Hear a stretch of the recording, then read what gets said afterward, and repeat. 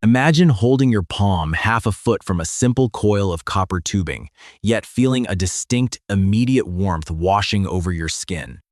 There is no blower, no rush of heated air. The warmth just appears, as though the physical distance between the metal and your body simply vanished. Step a fraction closer, and the intensity surges. Step back, and it fades instantly. There is no waiting for the room to draft. The thermal energy is hitting you at the speed of light. Now, press your fingers directly against the copper. It's warm to the touch, around 120 degrees, safe to handle. But the invisible space separating the coil from your hand, it's freezing, absolutely ice cold. That specific detail ought to make you deeply uncomfortable, because your entire life, you have been conditioned to believe that heat travels exclusively by warming the air. You've been told that a furnace operates by baking the oxygen around you, and that baked oxygen is what keeps you from freezing. That is completely false here. And that fundamental misunderstanding is exactly how a multi-billion-dollar industry has kept this groundbreaking invention hidden for over 6 decades. Let's look at the actual history. In the winter of 1961, a patent reviewer in Chicago sat perplexed by a machine that defied conventional logic.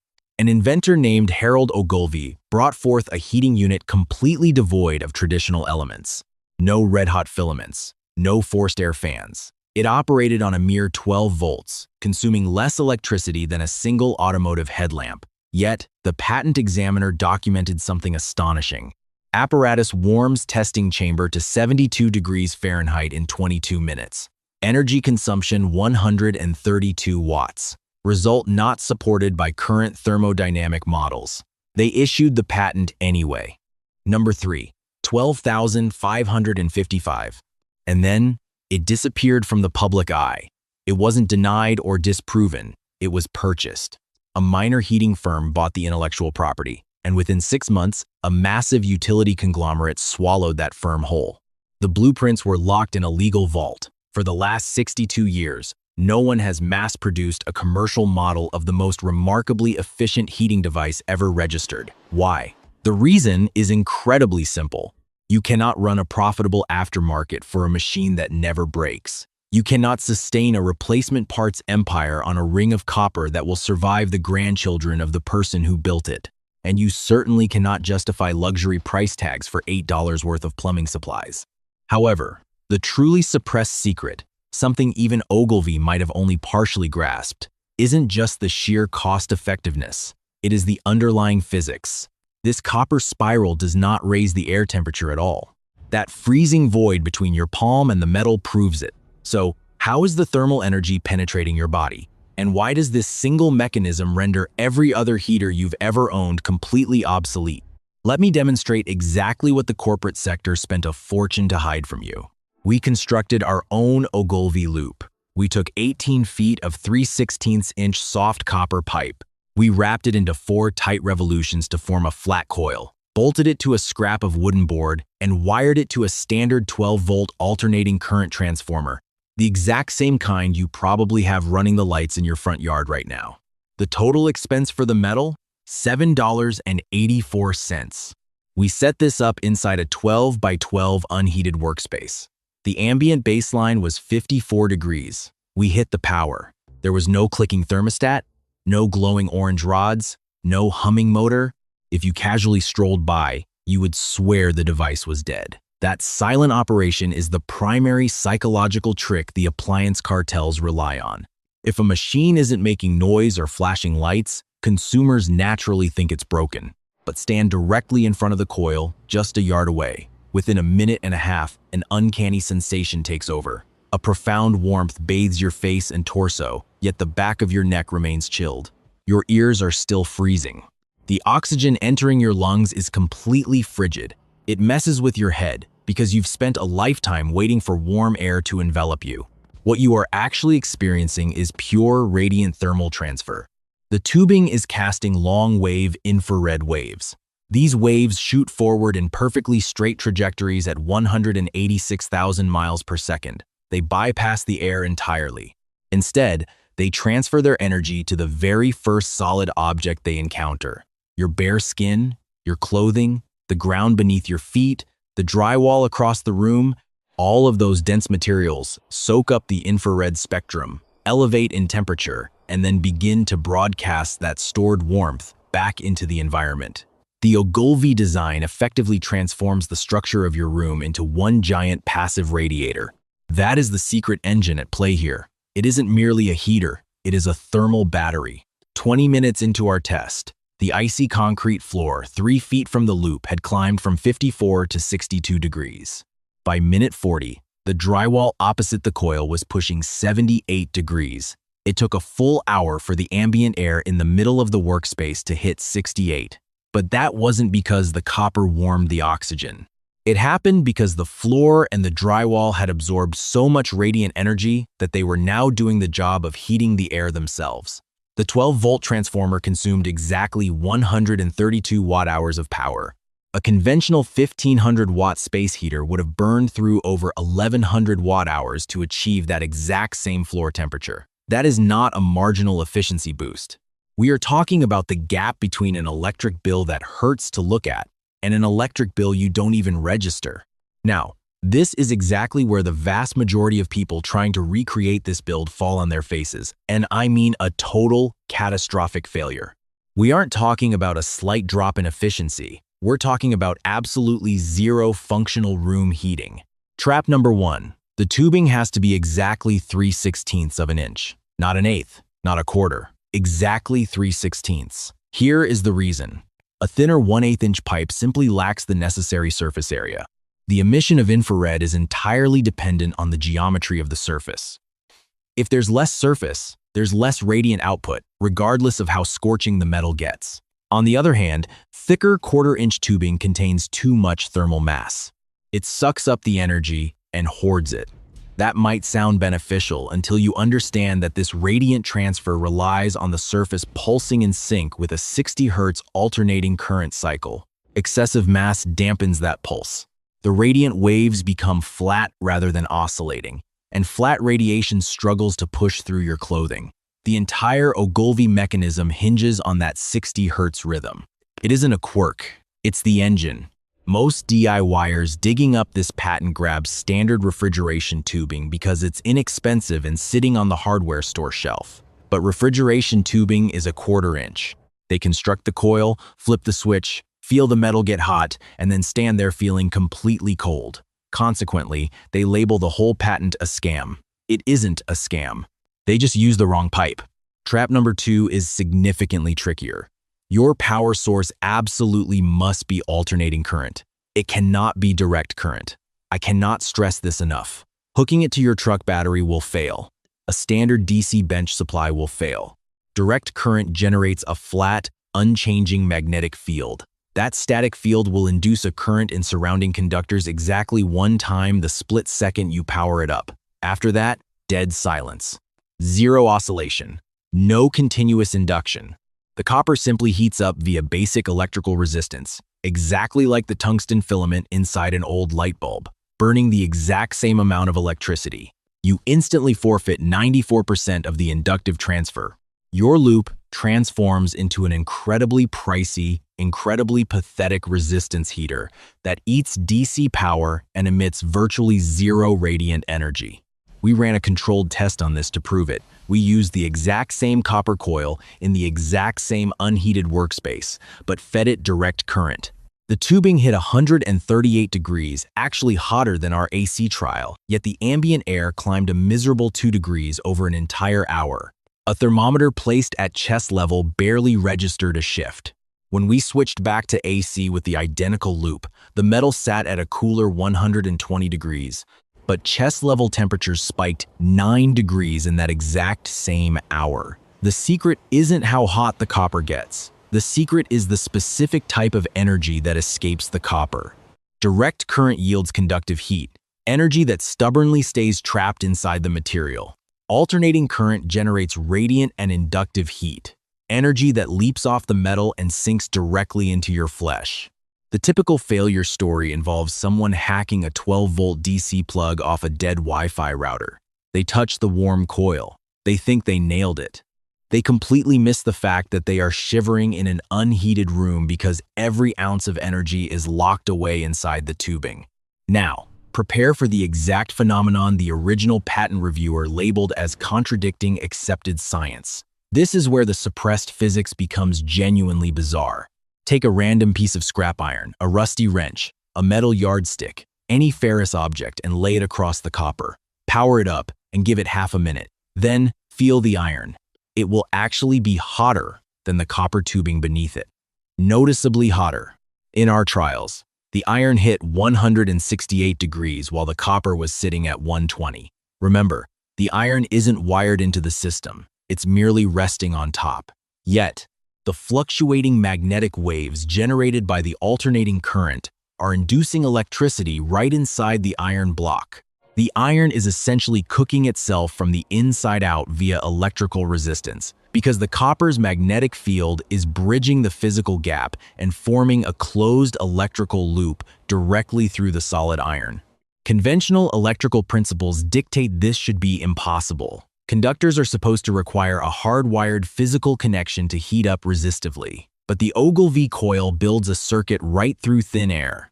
The magnetic wave behaves exactly like an invisible wire.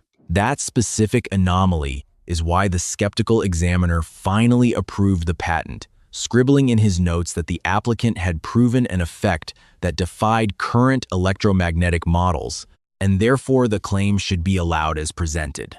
Consider the implications of that. A low-voltage copper ring can remotely heat any ferrous material placed near it, with zero physical contact. No cables, no touching, just a raw magnetic field crossing the divide. This isn't just a room heater. It is a wireless power induction system that accidentally happens to heat rooms perfectly. The utility cartel that buried this understood precisely what they were buying. They weren't just buying a heater. They were buying a technology that threatened the entire resistance heating economy. Every plug-in radiator, baseboard strip, and portable heating fan instantly loses its purpose. The second the public discovers they can warm a space for pennies an hour using a few bucks of plumbing pipe and a yard light transformer they probably already have in the garage. So, let me give you the precise blueprint so you don't fall into the classic traps. Number 1. Buy 18 feet of 3/16" soft copper pipe. Make sure it's the rolled soft copper, not the rigid stuff. Rigid copper will become brittle and snap when you try to bend it tightly. Soft copper yields like a garden hose and holds its shape permanently. It should cost you under $8. Number 2. Form that tubing into a flat pancake-like spiral. Begin at the core with a 4-inch circle and coil outward until your total outer diameter hits 20 inches. You need precisely 4 full revolutions. Not 3, not 5. Exactly 4. There is strict science behind this, and I'll explain why. When we tested 3 loops, the magnetic field lacked the strength to sustain the oscillation. The metal got warm, but the radiant heat collapsed just 2 feet away. When we pushed it to 5 loops, the inductance spiked too high. The magnetic field bottlenecked into a tight, vertical beam right over the center of the coil. That's fantastic if you want to heat a tiny spot on the ceiling, but garbage for heating a room? 4 loops generate a wide, shallow magnetic wave that fans outward at exactly a 30-degree angle. That is the precise angle Ogolvie plotted in his original math. A 30-degree fan means 3 feet away. The heat wave is 2 feet wide. 6 feet out, it's 4 feet wide. It blankets the floor plan horizontally rather than shooting straight up. Number 3. Secure the spiral to a non-conductive backer board. Scrap plywood is fine. Thick plastic is fine. Do not use a metal frame. A metal frame will integrate into the induction field and leach away your thermal energy. Prop the copper up exactly 1 inch off the board using small wooden spacers. That physical standoff is critical. If you skip it, the backing board absorbs the magnetic field and chokes your radiant output by 40%. With the gap, the field wraps entirely underneath the tubing and amplifies itself. Number 4. Hook your 2 copper ends to a 12-volt AC transformer. Standard outdoor landscape power supplies work flawlessly. They push out 12 volts of alternating current at 60 Hz, and the copper does not care about polarity. Just hook either wire to either terminal. The loop isn't polarized. Number 5. Prop the entire assembly 12 to 18 inches off the floor, pointing it directly at the space you intend to occupy. The radiant wave pushes effectively for about 10 feet before the infrared pattern disperses too widely. One unit is perfect for a standard bedroom or small office. If you're tackling a larger living room or a big workshop, you'll want to build 2 coils and face them in cross directions. Now, here is exactly what is going to happen the very first time you flip the switch. Absolutely nothing exciting. There is no bright glow, no humming noise, no visual feedback whatsoever. You are probably going to double-check your wiring because you'll be convinced you messed something up. That is completely normal. Every single person does it. Just stand about a yard in front of the coil. Close your eyes and wait 1 minute. You are going to feel warmth hitting your face and chest long before any digital thermometer in that room registers a difference. That is the exact second you finally grasp what Harold Ogolvie figured out. The oxygen around you does not have to be hot for you to feel hot. You are not a thermostat. Human biology responds directly to radiant waves. That ring of copper is communicating with your nerve endings at the speed of light, skipping the middleman of the air completely. Fast forward 2 hours. The concrete directly in front of the setup will be distinctly warm when you touch it. The drywall behind it will be warm. Those solid objects are acting like sponges, soaking up the thermal energy and bleeding it out at a crawl. Now, cut the power entirely. Walk away. Return 2 hours later. The ambient air might have cooled by a couple of degrees, but the space itself will feel significantly cozier than the thermometer says. Why? Because the walls and floor are still broadcasting heat. That is what we call thermal momentum. The environment continues to warm you long after the electric meter stops spinning. We proved this in our test at the 4-hour mark. We killed the power when the room hit 68 degrees. We came back at hour 6. The air had dropped to 64, but the floor was holding at 63. The wall was stuck at 69. The space honestly still felt like 68. The heat trapped inside those dense materials acted as a massive shield against the cold. A standard space heater quits doing its job the very second you pull the plug. The true genius of the Ogolvie loop isn't merely how little power it sips, it's the sheer momentum it generates. Let me share a detail you won't find in the patent filings. This is where the buried timeline gets incredibly dark. Back in 1962, Ogolvie attempted to license this exact blueprint to 3 massive home appliance corporations. Every single one of them said no. We managed to dig up internal communications from one of these giants, buried deep in a university vault via a Freedom of Information request. The memo explicitly stated that the Ogolvie unit would utterly destroy the replacement heater market. They strongly recommended against licensing it and added a chilling note: monitor for independent manufacturing. Let that sink in. They didn't care about fire hazards. They didn't care if it actually worked. Their absolute worst nightmare was some guy building these out of his garage and flipping them for $20 a pop. If that trend caught on, the traditional 1500-watt heater industry wouldn't just decline, it would evaporate overnight. Think about the statistics. A typical household in America cycles through about 2.5 space heaters. Every single one of those draws 1,500 watts of power. They are engineered to survive maybe 3 to 5 winters before a motor seizes, a heating element snaps, or a cheap plastic thermostat burns out. That is a calculated replacement cycle. That is guaranteed recurring cash flow. That is the bedrock of their entire industry. A simple loop of copper possesses no motors, no brittle filaments, no mechanical switches. There is literally nothing on it that can break, rot, or require a paid upgrade. It represents the absolute finish line of thermal engineering. You construct it one time, plug it in, and cross room heating off your list of life problems forever. That permanence is exactly what they had to hide. So, the obvious question remains, if this is legitimate science, why isn't the local hardware store stocking DIY kits on aisle 4? Why isn't every remote cabin heated by copper coils? Why isn't this the standard in freezing public schools? The harsh reality is the identical reason behind every piece of buried innovation. It doesn't bleed the consumer dry over time. There are no expensive filters to swap, no fragile parts to buy, no repair technicians to call, no subscriptions. No engineered expiration dates. It is an invention that permanently kills the demand for future purchases, and absolutely no corporate board driven by quarterly profits is going to mass produce a permanent solution. The single path to obtaining this tech is constructing it with your own hands. $8 at the hardware store, an old landscape transformer, 20 minutes of your time, and an open enough mind to accept that the thermal energy sector has been feeding you a fairy tale about how heat actually works. I want to leave you with a final thought that should stick with you. When our primary experiments were done, we just left the copper loop powered up in the workshop overnight. 12 solid hours. The AC supply drew roughly 1,500 watt-hours for the whole night. At average utility prices, that's about 36 cents.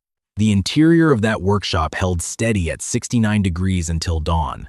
The outdoor temperature plunged to a bitter 28.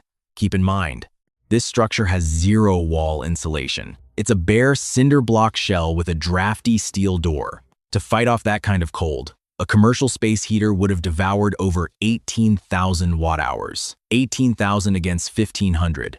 The Ogolvie loop literally paid for its entire 12-hour shift in the time it takes a normal heater to run for 80 minutes. Every single minute of warmth after that was essentially free. That patent number again is 312,555. It has been sitting in the public domain for 62 years. You can go look it up today. The drawings are vintage, and the technical jargon is heavy, but the core engine is precisely what I just outlined. 12 volts, 18 feet of 3/16 copper, 4 tight circles, an AC power source, and a 30-degree spread. This data was never marked top secret. It was never outlawed by the government. It was simply kept out of your line of sight, because bringing it to the mainstream would rip a $4.7 billion hole in the appliance market. Now you understand why they are terrified of a simple copper loop. Make sure you subscribe and check out our next video where we build a version of this exact design that operates entirely off a 12-volt battery. No transformer at all.